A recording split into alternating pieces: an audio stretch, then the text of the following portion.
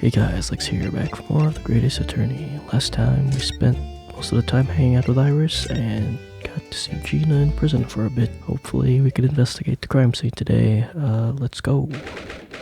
16th of April, Windibank's Pawnbrokery. Wow, fancy. People are walking.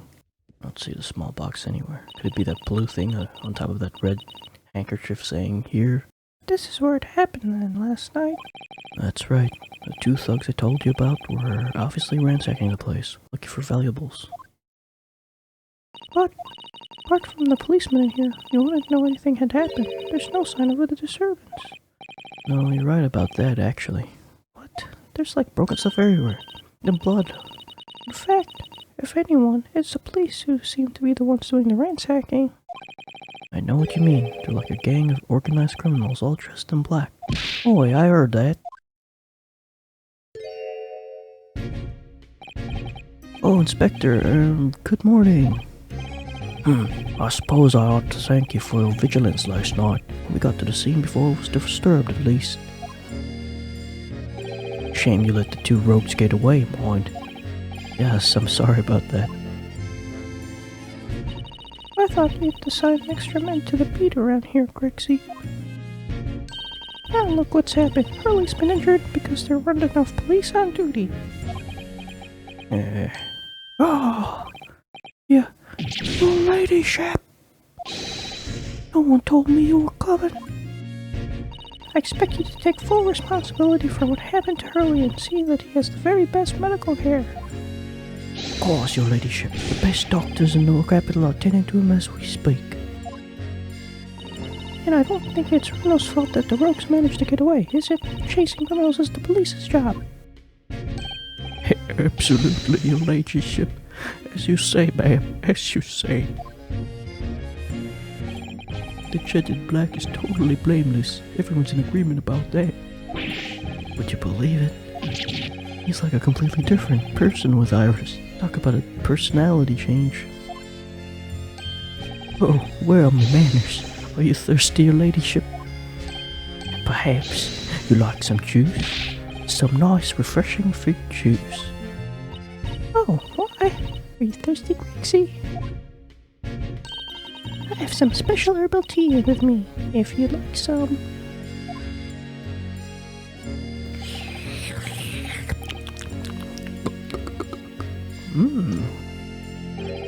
Ah, lovely.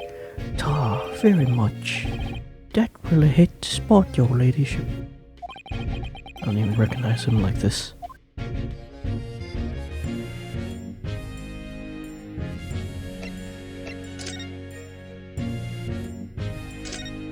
Oh, look at the bloody thing.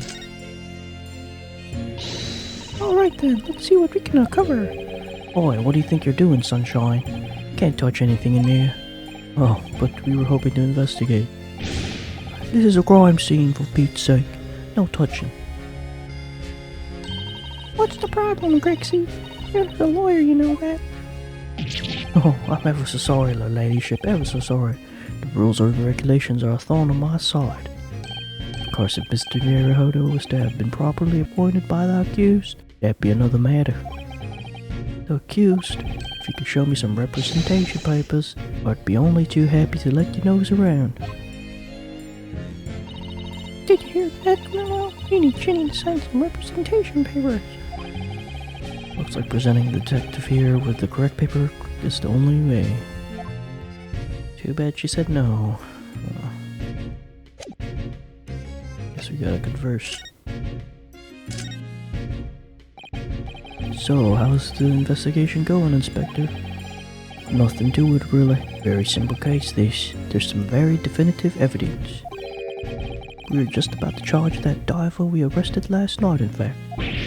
Gina, you're going to charge her? That's right. Should be able to bring her before the judge at the Bailey tomorrow. Definitive evidence, you say? What is it? Come on, show me. Your ladyship, as much as I wish I could oblige you, I'm afraid. Yeah, x-ray that. Ah, I see. You've already captured a pair of thugs who broke in here last night, have you? What the? And you're going to put them on the stand as witnesses, are you? How? How could you? How? How could you possibly know that? I had a feeling, that's all. Remind me never to try to keep a secret from Iris. So you arrested the two men who shot Mr. Sholmes, have you? Well, yes. They were rounded up pretty quickly by the lads on the beat. And Miss Lestrade is being held at the prison. She should be. That's assuming she hasn't lifted the key from the jailer, of course. Can you tell us anything about Mr. Sholmes? What's his condition? Sorry, I'm not at liberty to divulge that information. Scotland Yard matters are strictly confidential. Well, I know he's being operated at St. Stoiner's. Why can't I see him? Our family, you know. Oh, I'm terribly sorry, your ladyship. It's the hospital's policy, no visiting at all. Oh, The bullet must have hit an artery in his midriff. He's lost a fair bit of blood. oh no. It didn't seem too bad in the first hour or so, but a hemorrhage like that is enough to make even the one and only Sholmes pipe down. Mr. Sholmes is like the rest of us, you know. Well, anyway, he's having an emergency surgery right now. They're gonna stop that bleeding. But he will be alright, won't he? They'll be able to make him better. Oh, of course, your ladyship. He'll be right as rain before you know it. Really? How do you know? How do I know? Well, because, of course. Oh yes, because Mr. Sholmes is such a great detective. That's why. You'd better pray the doctors have a better grasp of what's needed to make someone well again. Oh dear. Please don't die, Hurley. I'll report to your ladyship the moment I hear he's out of the operating theatre.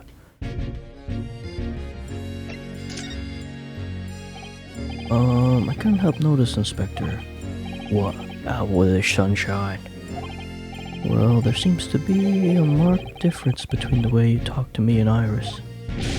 Watch the sauce, Sonny. I'm a copper. We don't go in for favoritism. But he's right. You do treat us differently. It's because of those adventures of Erlock Sholmes stories, that's why. Oh. Crop up in them, don't I? Inspector Tobias Gregson. Oh, well, yes, because you're an acquaintance of Hurley's. What did you write about the inspector, Iris? I don't remember, really. It was one of Sholmes's lines. Gregson is the smartest of the Scotland Yarders, is how he put it. Oh, did I write that? And you know what that one line did for me? The very next month, my pay doubled. Double, I tell ya. Oh, that's amazing. Not because everyone at the yard reads them. They read all the Herlock Sholmes stories. They've even set up a fan club for me. Of course, that explains everything.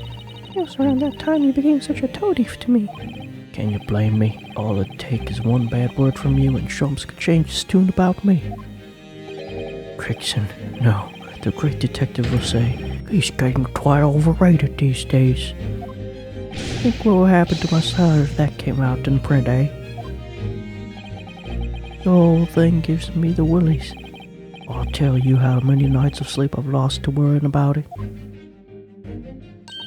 But that would never happen, Grixie. Every month, the new Rants magazine comes out. My hands are trembling as I turn the pages. Oh, how awful for you. Here, have some of my tea to settle your nerves.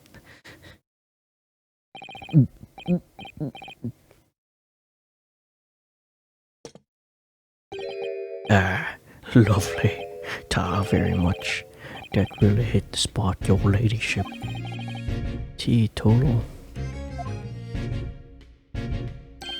Oh, yeah, there's something I was supposed to talk to you about actually, Mr. Marihodo. Yes, what is it? Got an important message from you. I clean forgot about it until now. An important message. I wonder what it could be. I hope it's not the Lord Prosecutor, whatever his name is. Are you going to tell me what this important message is then, Inspector? Yeah, it's about that young lady who's normally by your side. Your assistant. Dear Susie, is she alright? She's at the station, isn't she? Being questioned, I believe.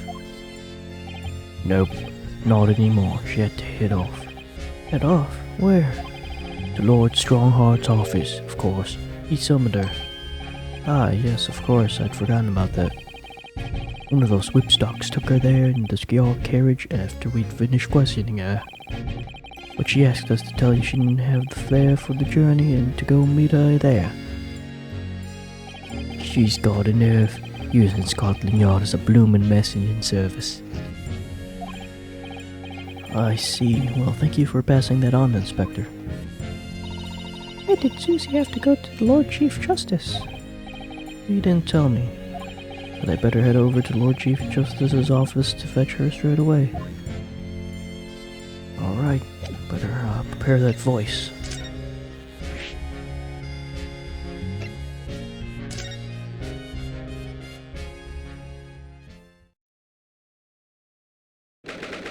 "16th of April. British Supreme Court. Lord Chief Justice's office. Yes, no matter how many times I come here, I always get the same sense of oppressiveness somehow. Do you think this place is oppressive? I think it's normal. How so? I mean, look at that suit of armor over there. You can't take that seriously, can you? Maybe he thinks the same about you. So, everything is clear with regard to tomorrow's arrangements, I trust. Yes, thank you very much. There they are, Sasada-san and Lord Strongheart. I wonder what they're talking about. They both look very serious. Very good. There's nothing further to discuss. You may return to your lodgings. No doubt you have much to do in preparation for your return to your homeland. What? Wait, what did he just say? You return to your homeland? Sasada-san! Ah!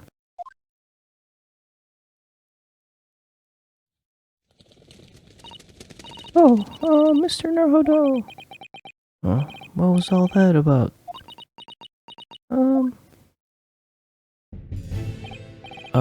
Mr. Naruhodo. Thank you for coming to collect your colleague. What's this all about? What were you talking about Mrs. Sasada returned to her homeland? And then... tomorrow?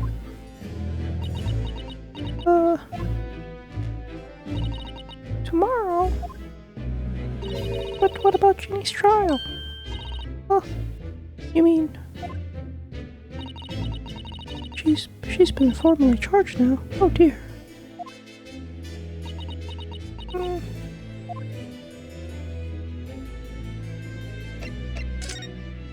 Let's examine everything.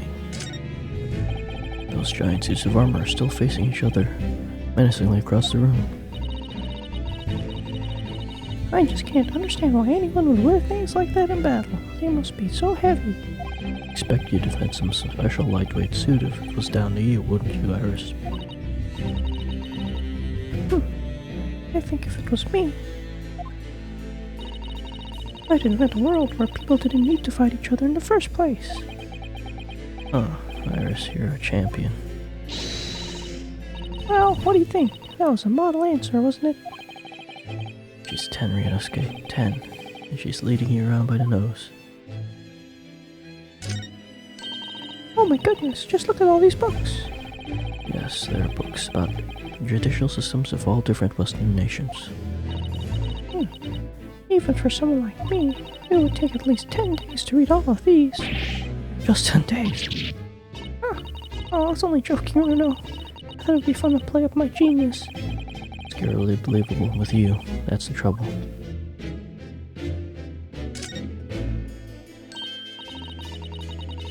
Oh, I've always dreamt of sitting in a huge desk like that and looking important. Why don't you try it then? Discreetly, of course. Alright, I will. Tell me how I look. Chief Justice there? Well, Reno, what do you think? Huh, a little too discreet. I can't even see you.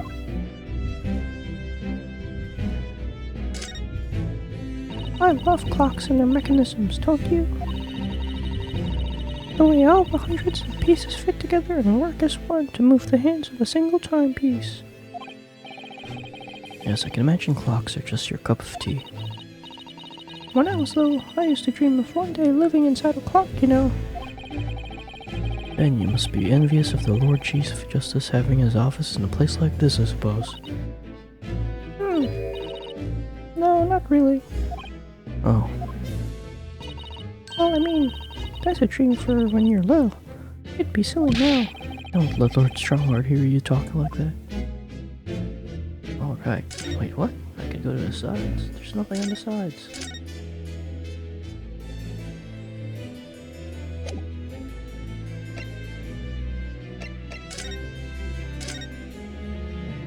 Mrs. Sato, what's all this about? Oh, please don't concern yourself, Mr. Naruto. It's only me going back to Japan. What? Your life here can continue just as it has. That's not what I asked. Oh, What happened? Why are you leaving? it's my father. He's fallen ill. Okay, that's what I thought. Oh no! Professor Mikotoba. Ah, if I may. Yes, sorry?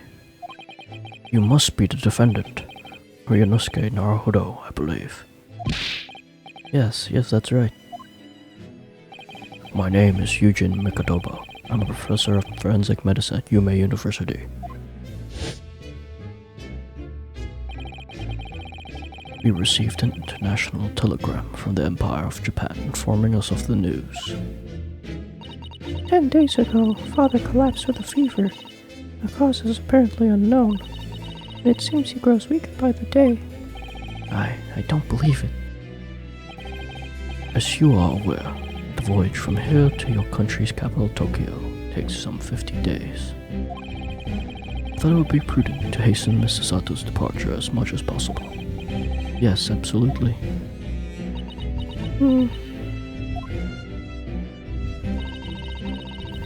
I will leave London first thing tomorrow morning. I can't believe this is happening. Jeez.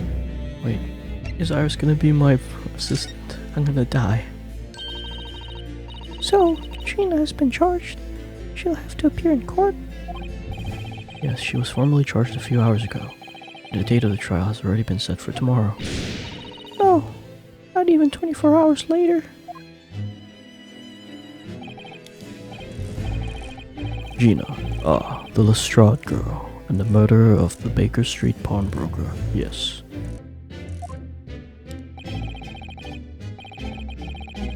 An all too conspicuous case. The pickpocket was clearly disturbed mid-robbery and shot the man in a panic. No, the yard is overstretched as it is, without wasting time on these open and shut cases. It's not wasting time. Ginny would never do something like that. Mr. Naruhodo. Yes, Lord Strongheart. In deference of your fine services to date, I shall overlook this young girl's insolence. Would have no recollection of admitting a child into my office. Leave, now. Ah. Of course, Lord Strongheart. Criminals will tell the most palpable lies in order to evade justice. Police can ill afford the time it takes to unravel all their untruths. Meanwhile, more crimes are perpetrated. We have far more serious matters with which to contend. Serious matters? Didn't Gregson mention something like that yesterday? Yes, Inspector Gregson made a similar remark yesterday. It's no concern of yours, though I'm sure I need not remind you of that. Oh, it's about the Crystal Tower, I'm guessing. 3 minutes precisely until my next meeting. You must excuse me. There's just one more thing, Lord Strongheart, which is... it's Miss Lestrade's trial. I wonder if you might permit me to defend her? A timely suggestion. Sorry? The girl currently has no representation. But that's not fair. Yes, she may be a pickpocket, but she still deserves a fair trial. Do not misunderstand me, young lady. The government provides for those too poor to afford representation with a public defender. The accused need only sign the relevant paperwork, and the defense barrister will be assigned to the case. However, the young girl in question has refused that right. Why would she do that? Question you would do well to direct at Miss Lestrade. You'll find her at the local prison. Yes, thank you. Now then, it's time I was leaving. Good day to you.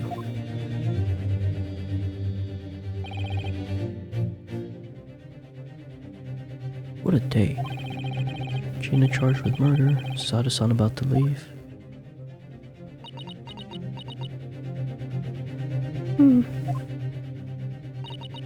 Oh, Mr. Naruto, Iris, we must make haste. But Susie... You're leaving for Japan tomorrow morning, aren't you? Don't you have packing and things to do? As Mr. Naruto's judicial assistant, my personal circumstances are of no consequence. Yeah. My sole purpose remains to help you in whatever way I can. Thank you, Mrs. Sato. It's a very pensive look. I think we ought to visit Gina first. In any case, I should like to wish her well before I leave.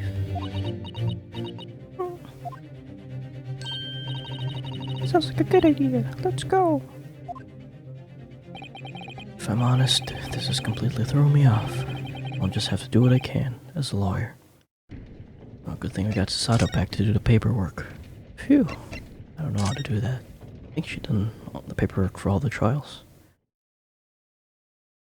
16th of April, local prison, cell 13.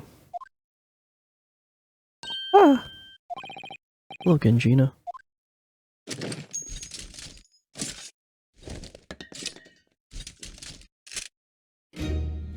What are you lauding her for? To have the muzzle of the grenade launcher shoved in our faces yet again, obviously. I think I need to improve the way you load ammunition to that thing, don't I? Look! You can come as many times as you like, but I ain't got nothing more to say to you.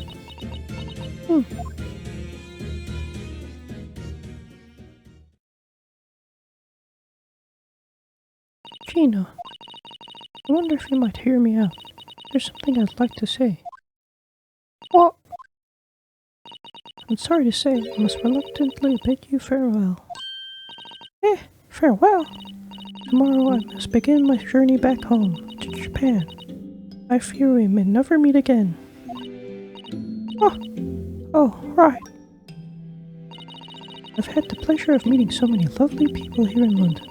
I have so many wonderful memories. And yet, as things stand now, it will be a glum parting indeed. Poor Iris is so miserable. Susie. Well, that ain't my business. Both Iris and Mr. Naruto believe you are innocent, Gina. They put their faith in you. But somehow, you can't find it in your heart to put your faith in them. Yeah, that's right, I can't. What of it? It grieves me greatly to have to say goodbye to my friends when they are so clearly unhappy. Because of you. What? It's my fault. Yes, so I have one final request, Gina. Before our paths never cross again.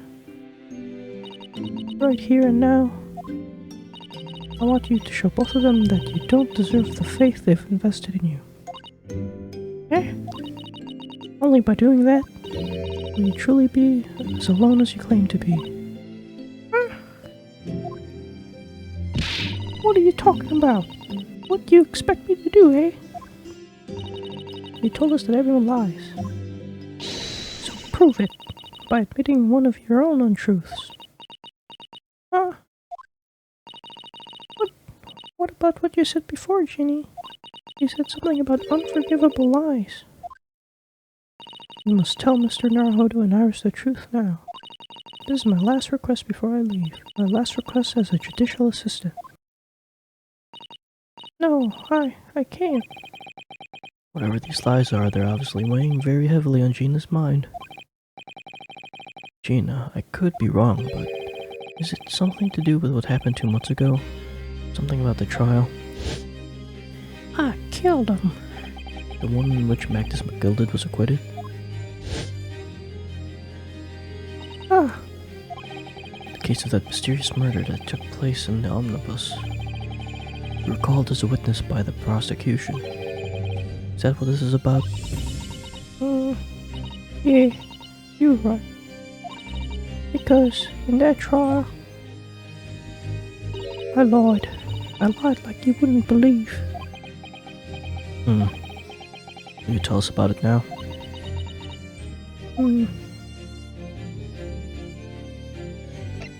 Oh man. Like you said, it all happened 2 months ago. The coppers showed me it in the witness stand. Based on your testimony, Mr. Gilded was declared innocent. Yeah, well, the thing is, I lied about the whole bunch of stuff. I knew it. What sort of thing did you lie about? I was hiding under the seat that night. That was the truth.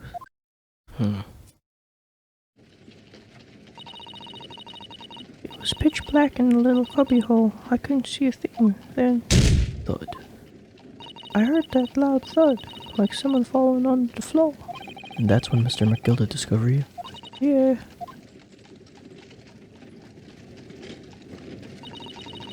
He pulled me out from under the seat and sat me next to the dead man. They weren't much light to see by, but when I looked at my hands, I had the cove's blood all over them. I was so scared, I couldn't even speak. You had his blood on your hands? In other words, it was Gina the witnesses on the roof deck saw through the skylight? Then Mr. McGilded started asking you questions, I suppose. Who you were and why you were hiding under the seat? Yeah, he did, only that's not all. What do you mean? I mean, he threatened me. Threaten you how? He made me swear about what I'd seen and what I'd heard, and about what he's gonna do after the cove was found dead. He'd made me swear I wouldn't tell no one about any of it. If I did that, he'd let me scalp her before the cops showed up.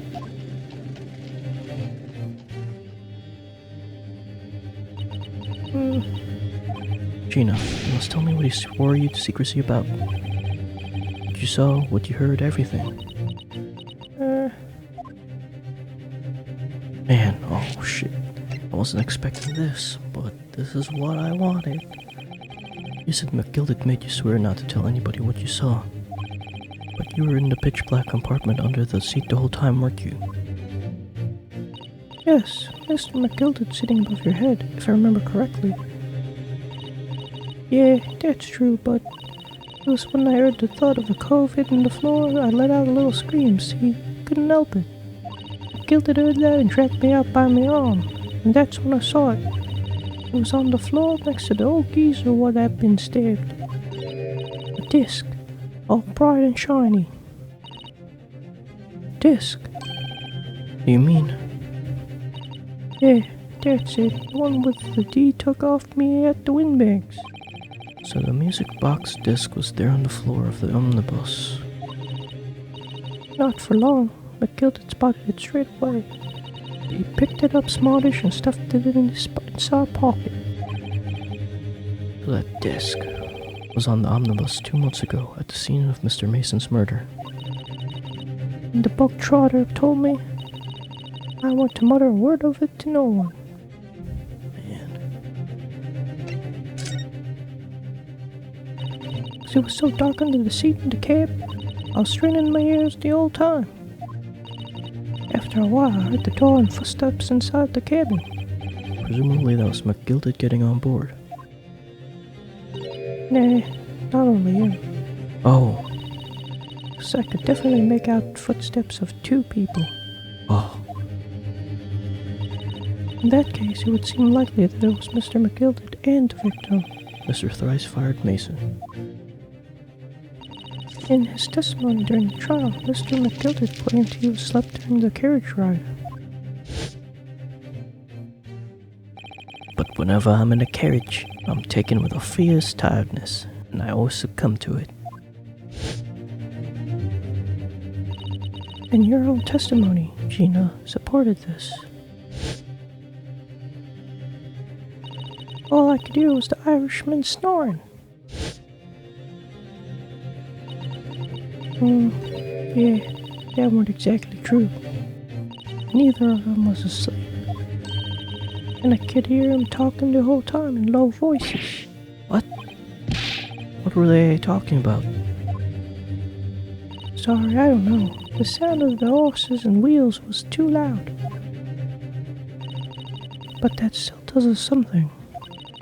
Mr. McGilded and the victim knew each other. So McGilded was lying as I suspected.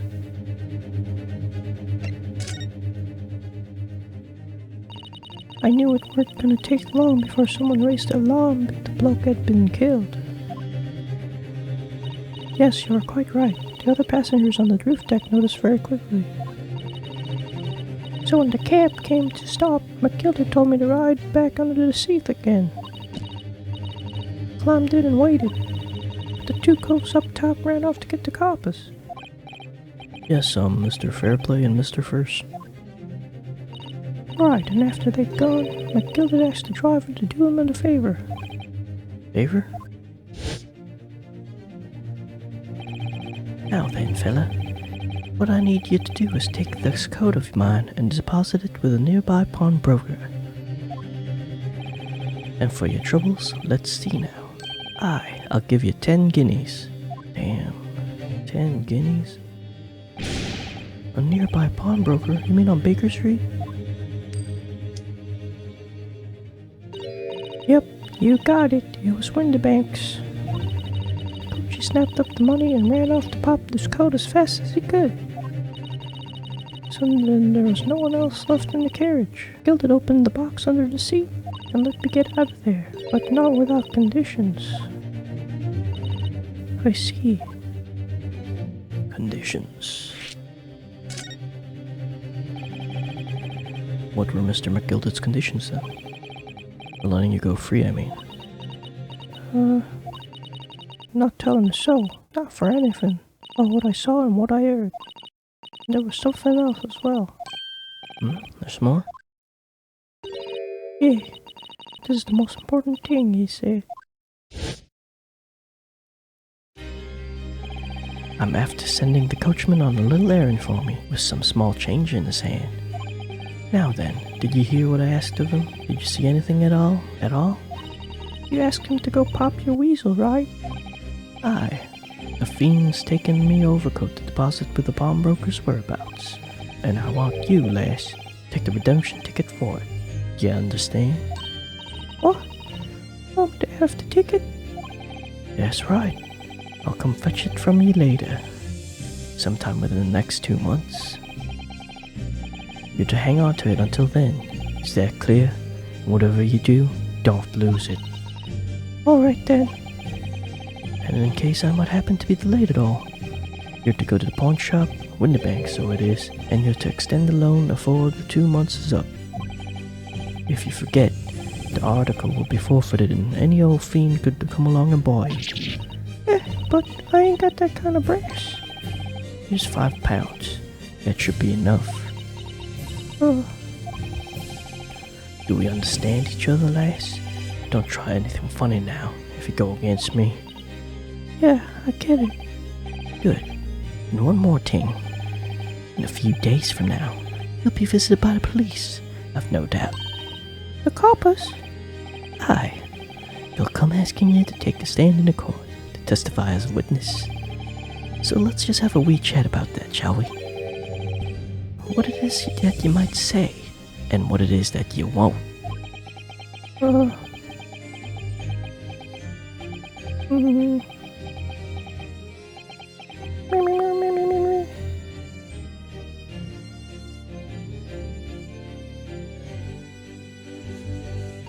After he'd gone over it all, I piked it, got as far away from there as I could. He hid the pawnbroker's ticket in some bushes near the scene. I went to fetch it the next day once it got dark. So McGilt had planned it, and coerced Gina into giving false testimony. Interesting. Wonder what it said, though. I bet you're ready to string me up, eh? I lied in that big old courtroom, told some caucus. Thing is, he said he would make it so that we couldn't live in the East End no more. That's what he threatened me with. What a wicked man! He knew everything what went on in the back slums.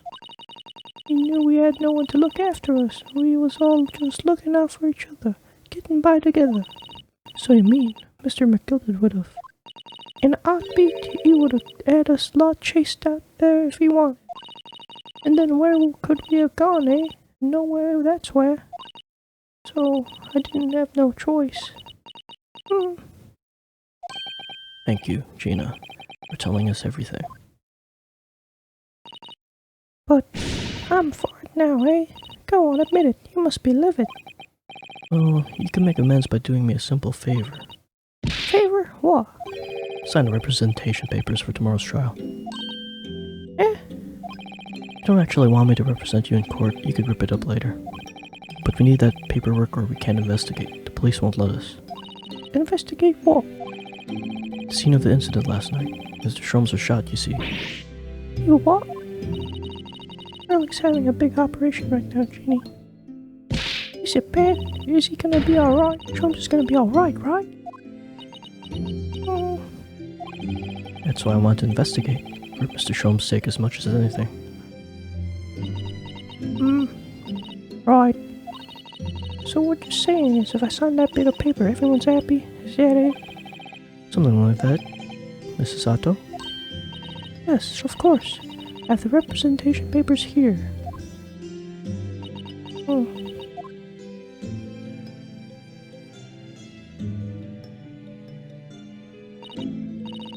I don't need anyone to stick up for me though. No lawyer or nothing.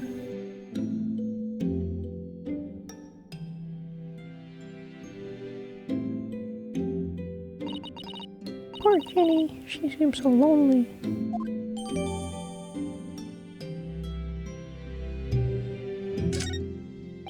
Well, at least this should mean we can investigate the scene at Windibank now.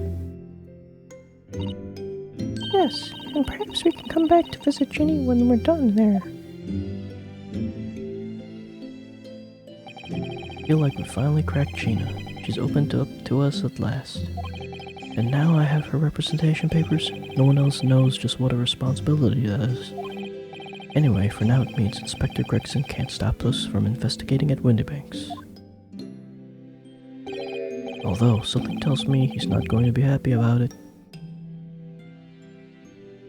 Oh, it ends here? I wanted to investigate the place. Oh well, if you want to see the investigation, tune in next time for the next episode of the Great Ace Attorney Adventures. So don't forget to rate, comment, subscribe. Thanks for watching. See ya.